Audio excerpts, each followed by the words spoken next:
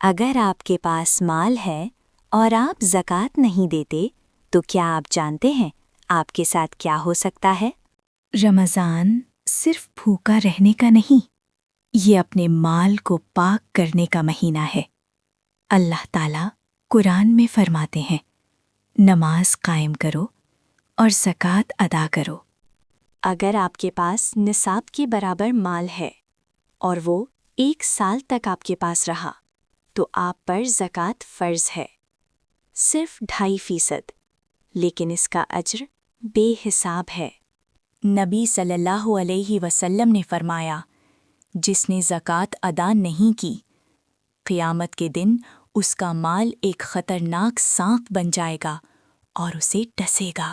اور فطرانہ یہ ہر مسلمان پر لازم ہے تاکہ کوئی غریب عید کے دن بھوکا نہ رہے۔